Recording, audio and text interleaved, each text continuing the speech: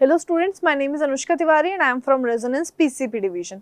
Class 5th का जो next chapter है वो है फूड एंड हेल्थ। हमने पिक किया था ये चैप्टर। आज हम इसके पार्ट 4 को पढ़ रहे हैं। हमने लास्ट टाइम इसमें बहुत एसेंशियल चीज़ों के बारे में पढ़ा था, बैलेंस डाइट के बारे में पढ़ा था। हमने पढ़ा था कि कैसे स्लीप के साथ रेगुलर एक्सरसाइज और परफेक्ट डाइट कॉम्बाइंड है और ये सब कैसे आपको बहुत ही इंटरमीडिएटेड रहने में, बहुत ही बैलेंस्ड रहने में लाइफ में हेल्प करती है। एंड हमने ये भी समझा था कि अगर हमारी लाइफ में हमें डिजीज़ फ्री रहना है और हमें हेल्दी रहना है तो हमारा जो रूटीन है वो हमें कैसे परफेक्ट बना के चलना है। तो अगर आप सोचिए कि अगर आप ये सारी चीज़ें फॉलो नहीं करेंगे रूटीन बाय रूटीन तो क्या होगा। ऑब्वियस सी बात है कि आप प्रॉब हो जाएंगे डिजीज़ेस के। डिजीज़ेस आप पे बहुत जल्दी अटैक कर लेंगी एंड आप बहुत ही ईजीली इनसिक्योर नहीं हो सकते। ठीक है, सो लेट्स सी कि क्या हमारी स्लाइड्स में यहाँ पे प्रेजेंट है आज।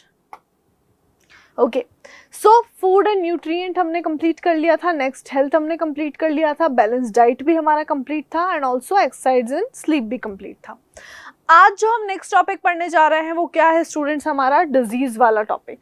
अब डिजीज वाला टॉपिक एक ऐसा टॉपिक है जिसके हम पढ़ेंगे अबाउट डिजीज, किस तरीके से कॉज हो रही है, क्या उसके सिम्टम्स रहते हैं और अगर ये सिम्टम्स आते हैं तो आपको किस तरीके के प्रिकॉशंस लेने हैं।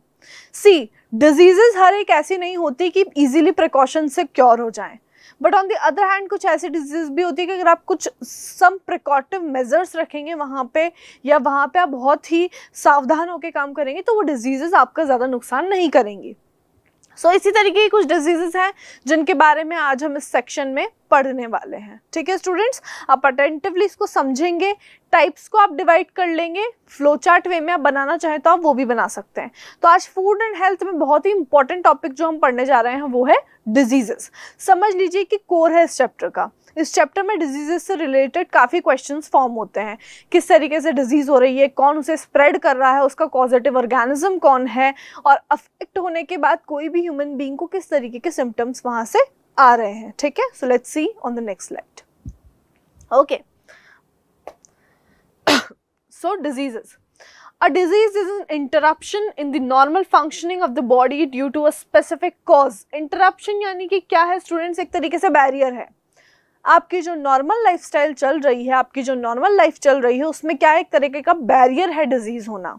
आप हेल्थीली फंक्शन कर रहे हैं, आप नॉर्मली फंक्शन कर रहे हैं, बट थोड़ा भी आपकी डाइट में, आपकी मेंटेनेंस में, आपके फूड में, किसी तरह का आपकी स्लीप में किसी भी तरह का ऑब्स्टेकल या बैरियर हुआ तो इट मीन्स क्या हो रहा है, आप डिजीज़ के टुवर्ड्स बहुत ज़्यादा प्रॉन होते जा रहे हैं या बहुत ही ज़्यादा आपको डिजीज़ होने के चांसेस होते हैं as compare to the healthy one who is following a good diet routine. ठीक है, so disease is an interruption. Interruption आप समझ लेंगे जो नॉर्मल फंक्शनिंग है उससे अलग हटके हमारी बॉडी कुछ और फंक्शन कर रही है।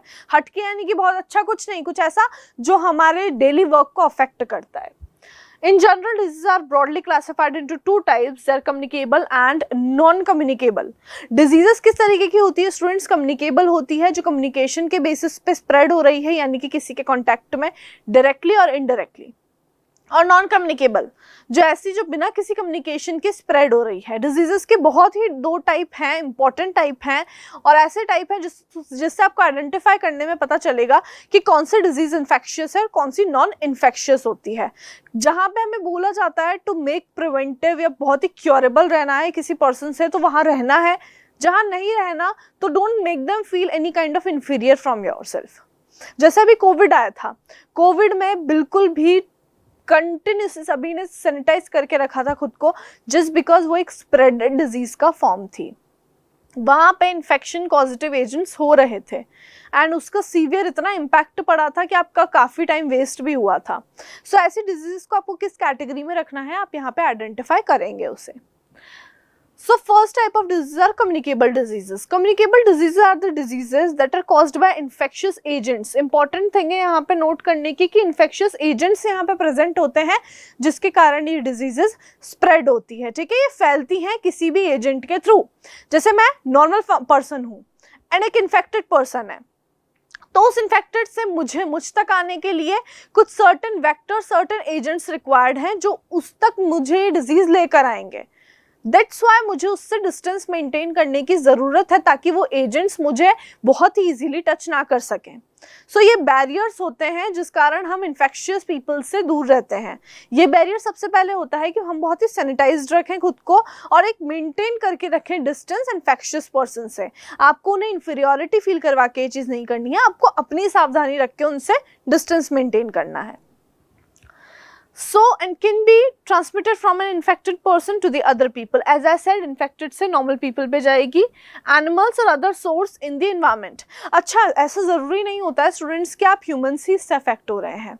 इससे जो लिविंग ऑर्गेनिजम्स हैं एज इन एनिमल्स, और मैं कहूँगी कि प्लांट्स भी अफेक्ट होते हैं, प्लांट्स भी अफेक्ट होते हैं डायरेक्टली और इनडायरेक्टली। उनकी ग्रोथ एंड डेवलपमेंट कहीं ना कहीं, अगर एनवायरनमेंट में कोई डिजीज़ हो रही है या कोई एनिमल है तो वो भी अफेक्ट होते हैं। वो उनमें कोई और तरह के सिम्टम्स होंगे, उनमें किसी और फॉर्म में डिजीज़ का सिम्टम दिखे, कोई और प्रॉप प्रेजेंट होगा, बट वो अफेक्ट होते हैं इस चीज़ से। So communicable diseases are also called as infectious diseases. इन इन्फेक्शियस भी कहा जाता है क्योंकि ये इन्फेक्शन से फैलती है, स्प्रेड होती है। यहाँ पे आप वर्ड लिख लेंगे इनके लिए, स्प्रेड होती हैं। और ट्रांसमिसेबल, यानी कि ट्रांसमिसेबल मतलब कि ट्रांसमिट होंगी एक पर्सन से दूसरे पर्सन में। यहाँ पे आप लिख लेंगे ट्रांसमिट, तो ट्रांसमिट भी होंगी और क्या होंगी, ये स्प्रेड भी होंगी। These diseases are transmitted when the infectious agents are transmitted through contact. कैसे ट्रांसमिट हो रही है, जब infectious agent किसी के कॉन्टैक्ट में आएगा। With contaminated surfaces, bodily fluids, blood products, insect bites और through the air. अच्छा, bodily fluids क्या होते हैं? जनरली ना जब भी आप हॉस्पिटल में कहीं विजिट करने जाते हैं तो पहली चीज़ आपको क्या प्रोवाइड किया जाता है, मास्क प्रोवाइड किया जाता है। अगर कहीं ओटी रूम या ऑपरेशन रूम्स में जा रहे हैं तो वहाँ पे भी आपको प्रॉपर एक डिफरेंट यूनिफॉर्म दी जाती है, प्रॉपर कपड़ा दिया जाता है कि आप उसको वेयर करके फिर अंदर एंटर हो। ऐसा क्यों किया जाता है स्टूडेंट्स? बिकॉज ऐसा इसलिए किया जा रहा है कि जो इन्फेक्टेड पर्सन है वो हमें इन्फेक्ट कर सकता है उस डिजीज़ से। जनरली जो सिरिंजेस यूज़ हो रही है, जो इंजेक्शंस यूज़ हो रहे हैं, वो सिंगल निडल यूज़ होने के बाद उस निडल को नेक्स्ट टाइम यूज़ नहीं करना होता है। Same is the case with the used towels, with the used razors, with some sort of swipes या वाइप करने के लिए कुछ टिश्यूज, इन सब को आप यूज नहीं करें किसी और के। इनसे क्या होता है, डायरेक्ट डिजीज कॉज होने के चांस होते हैं एंड इन्फेक्शन फैलने का ज्यादा डर होता है। बॉडी ब्लड प्रोडक्ट्स यानी कि अगर कोई ब्लड ट्रांसफ्यूजन हो रहा है तो वहाँ पे भी क्योर और प्रिकॉशन लेने की बहुत ज़रूरत है। इंसेक्ट की बाइट और through the air, insect bite से तो मेनली होता है, ये आप पता है आपको मलेरिया का कौन होता है मलेरिया का पॉजिटिव एजेंट? जो फीमेल एनाफिलिस मॉस्किटो होती है और अपने ब्रीडिंग टाइम पे ज़्यादा एक्टिव होती है मलेरिया कॉज करने के। Through the air. In the direct transmission, the infectious agent is transferred through close physical contact, whereas in indirect transmission, the agent is transferred through air, water or other agents. See, अगर direct transmission होगा तो physical touch से या contact से या conversation के दौरान अगर किसी का सलाइवा ट्रांसफर हो रहा है, कुछ भी चीज़ ट्रांसफर हो रही है, उससे डायरेक्ट ट्रांसमिशन हो जाएगा। इनडायरेक्ट की अगर मैं बात करती हूँ तो कोई सर्टन स्पेसिफिक एजेंट्स इसमें रिक्वायर्ड होते हैं जो डिजीज को जो इन्फेक्टेड पर्सन से हेल्दी पर्सन की ओर लेके जाते हैं। वो जो एजेंट हैं उनके पास में इन्फेक्टेड पर्सन का पर्टिकुलर वो डिजीज का अमाउंट प्रेजेंट होता है जो वो नॉर्मल पर्सन में जाके ट्रांसमिट करते हैं। इसकी कंप्लीट साइकिल होती है, बट आपको अपने सिलेबस में भी ये लर्न करके चलना है कि अगर डायरेक्ट कांटेक्ट है तो वहां से ट्रांसफर होगा, इनडायरेक्टली अगर हो रहा है तो कोई प्रॉप वहां पे, मतलब कोई वेक्टर वहां पे प्रेजेंट होगा। ठीक है, okay. After these agents enter the body of a healthy individual, the organism undergoes a period of time called the incubation period. जैसे ही उस हेल्दी पर्सन की बॉडी में वो ट्रांसमिटिव एजेंट गया, वो वेक्टर गया, तो उसने क्या स्टार्ट किया, वहाँ पे एक इंक्यूबेशन पीरियड। यहाँ पे एक हेल्दी पर्सन है, ठीक है, यहाँ पे एक हेल्दी पर्सन है, यहाँ पे इन्फेक्टेड पर्सन है।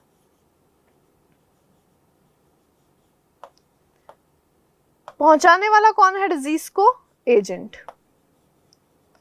एजेंट कौन कौन हो सकते हैं? Water, air and any vector. Nectar नहीं है स्टूडेंट्स, ये वेक्टर है, वी है ये, ठीक है, एनी वेक्टर। ठीक है, सो वेक्टर मैं किस लिए पर्टिकुलरली ठीक है, वेक्टर।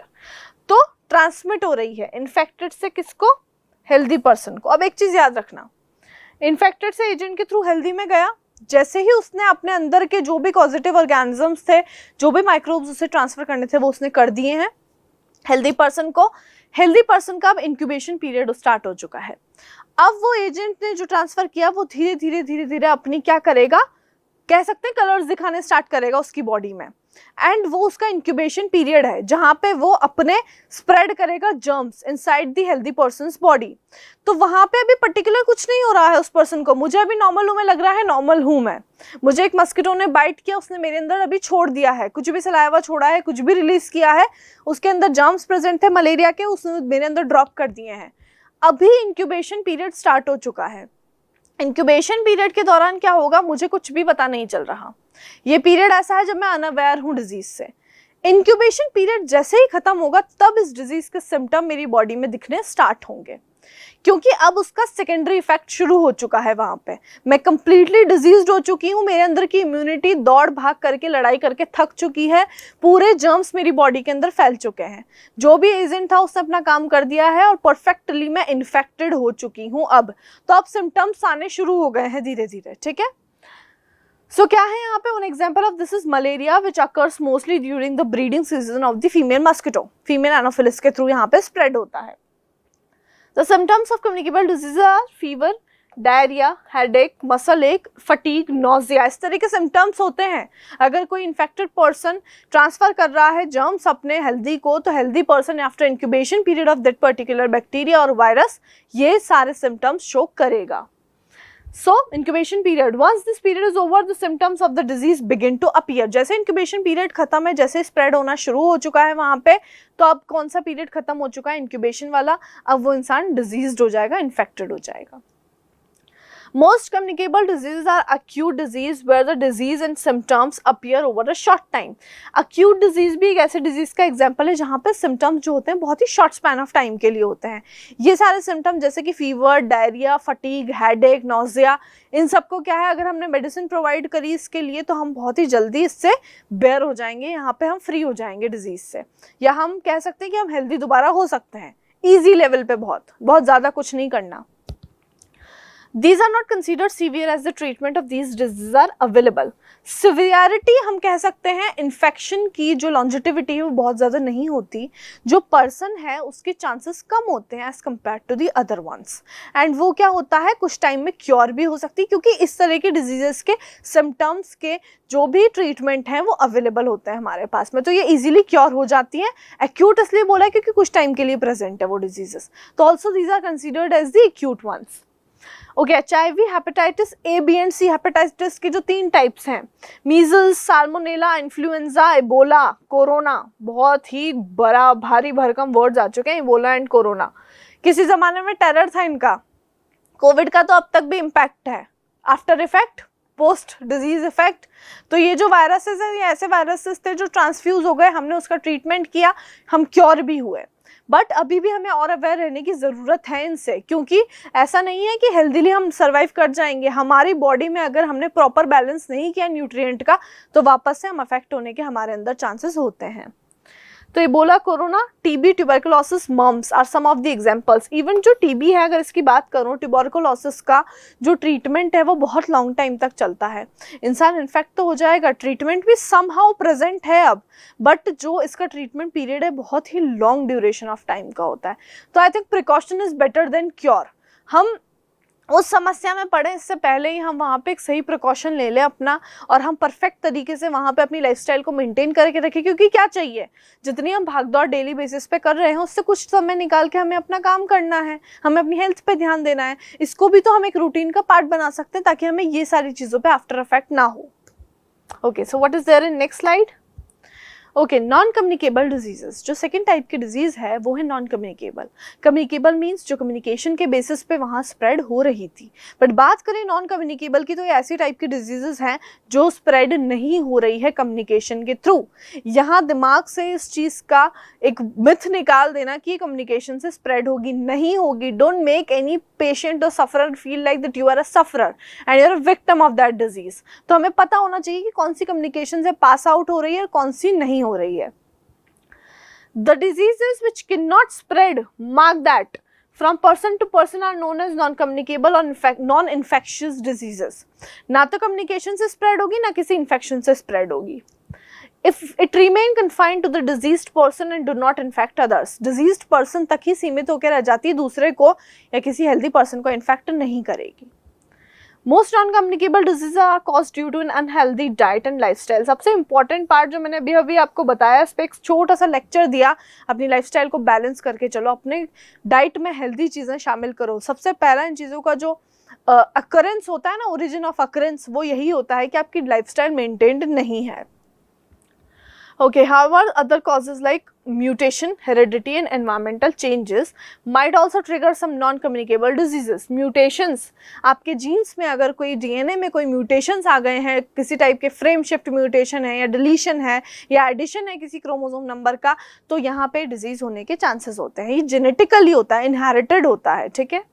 एंड हेरिडिटी यानी कि कह सकते हैं ना कि इसको तो ये बीमारी हेरिडिटी है, अरे इसके दादाजी को भी थी, इसके फादर को भी ये था या इसकी मदर को भी ये था, तो इसमें अनऑब्वियस सी बात है, तो हेरिडिटिकली वो यहाँ पे ट्रांसफर हो रही है. तो यहाँ हम कह सकते हैं ना कि इन्फेक्शन से नहीं होगी, छूने से नहीं होगी, किसी के सलाइवा से किसी चीज़ से नहीं होगी, उसके साथ हम बैठ के खा सकते हैं. तो ये मिथ है यहाँ पे, ये डिजीज जो है ट्रांसमिट नहीं होती है इन्फेक्शन के थ्रू.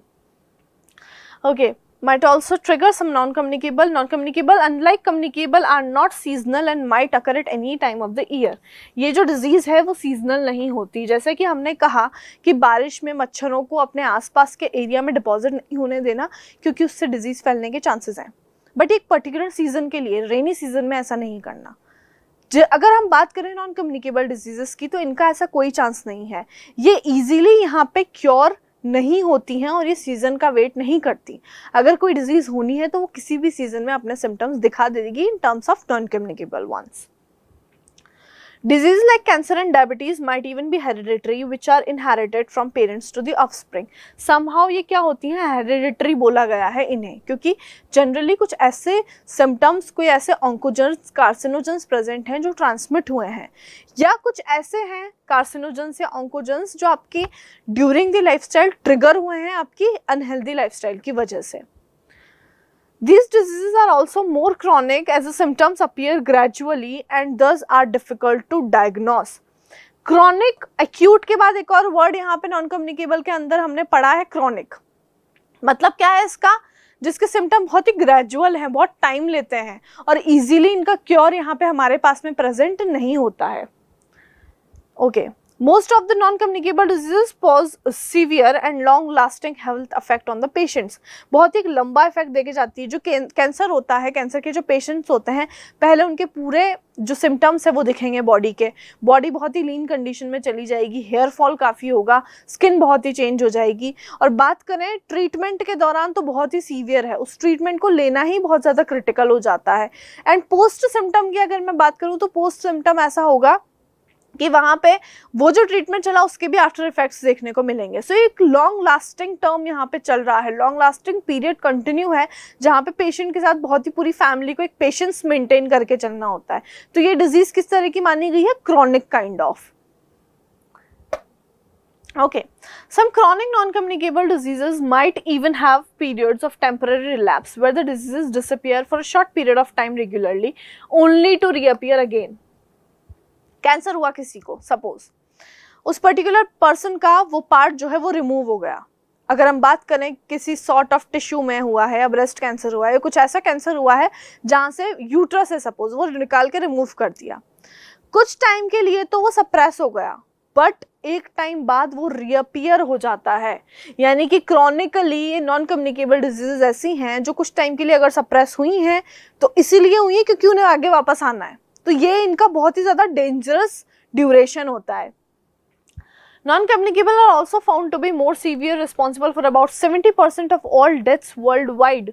डेथ्स जितनी भी हो रही है ना आज के टाइम पे, वो जनरली इन्हीं डिजीज़ के कारण होती है, और ये इतनी सीवियर है कि इनका क्योर एक बार में नहीं होता. इवन ये क्या होती है ना, एक वर्ड होता है इनके लिए, किस में होती है, कंटिन्यू स्टेजेस में.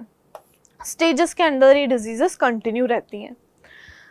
So there are no specific treatments available for most non-communicable diseases, and the available medicines simply prevent the disease from getting worse. ठोस समाधान नहीं है, कुछ भी ऐसी चीज नहीं प्रेजेंट है यहाँ पे जिससे ये कंप्लीट क्योर हो जाए। जनरली आज के टाइम पे है भी, बट कहीं ना कहीं उसके आफ्टर इम्पैक्ट या लाइफ स्पैन शॉर्ट रह जाता है। But not to make things negative, there is a positive behind everything. Maintain your lifestyle accordingly to survive longer. Most non-communicable diseases are not curable. However, maintaining a proper and healthy eating habit and lifestyle with regular checkups are essential preventive measures against non-communicable disease. बहुत ही important चीज़ बताइए, I think star point mark होना चाहिए that maintaining a proper and healthy eating habit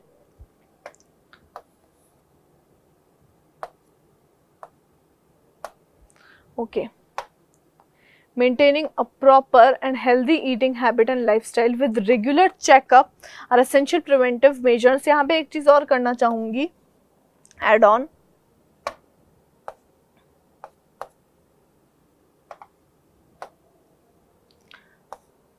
regular exercise to stay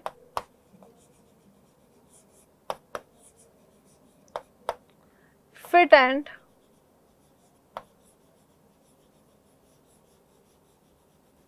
healthy for longer duration. Fine, एक और point यहाँ पे add कर सकते हैं, regular exercise to stay fit and healthy for longer duration can also be one thing regarding the non communicable diseases. एक prevention है, एक प्रिवेंटिव मेजर है, एक काइंड ऑफ अ टिप है। ओके, एग्जाम्पल क्या होगा, diabetes, cancer, heart diseases. Heart disease खत्म, एक बार में ही पेशेंट का पता नहीं चलता कि किस तरीके से वो अफेक्ट करेगा। चलता तो काफ़ी टाइम से आ रहा है, आपकी अनहेल्दी लाइफस्टाइल भी अगर रही, अगर कंजम्पशन आपकी डाइट में कुछ ऐसी चीज़ों का रहा जो हार्ट के लिए अच्छी नहीं हुई, तो एक टाइम बाद सडन वो हार्ट को ऐसा अटैक करेगा कि आपको संभलने का बहुत कम टाइम मिलता है। लाइक आपको सिर्फ वो डायरेक्ट डिजीज ही पता चलती है बॉडी की condition. Obesity, arthritis, hemophilia, marasmus, kwashiorkor, osteoporosis, osteoarthritis, ये जो है ये सारी बोन से रिलेटेड हैं। तो अगर कोई कंफ्यूजन है तो यहाँ पे मार्क कर लें, बोन से रिलेटेड होती है, ठीक है। सो ये डिजीजेस है और ये उससे रिलेटेड है जो कम्युनिकेबल नॉन कम्युनिकेबल में डिफरेंशिएटेड है। ओके, एक चार्ट है students, communicable and non communicable. बताया हुआ है कि कुछ सर्टेन ऑर्गेनिजम्स हैं, लाइक यहाँ पे फंगस शो की है, बैक्टीरिया किया है, वायरस किया है, क्या बताया है, और इसमें कि ये सब क्या कर रहे हैं, उनको स्प्रेड करने का एज अ एजेंट वर्क कर रहे हैं। और किस टाइप की बताई है ये डिजीज हमें, एक्यूट डिजीजेज होती हैं, शॉर्ट स्पैन ऑफ टाइम के लिए ये प्रेजेंट होती हैं। आपके लिए मैं प्रॉपर इसको लिख देती हूँ।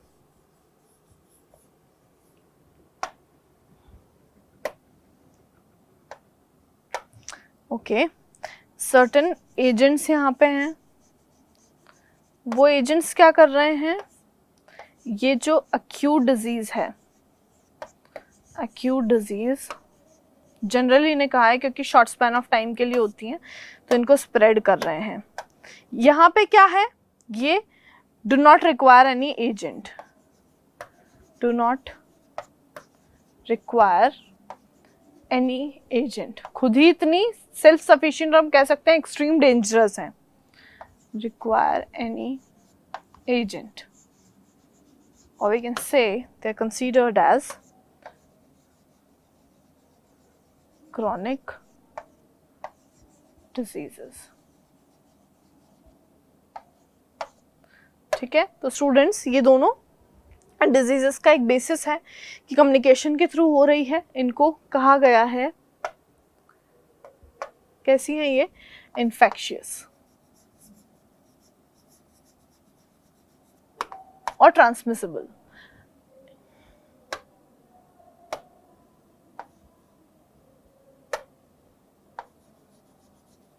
इन्फेक्शियस, और ये कैसी हैं, नॉन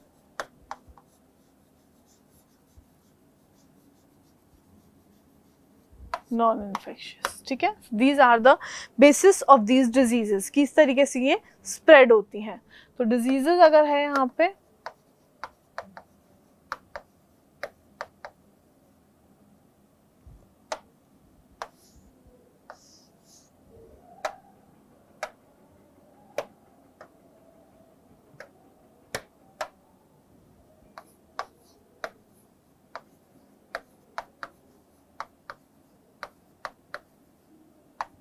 तो ये दो उसके टाइप्स होंगे हमारे सामने, ठीक है।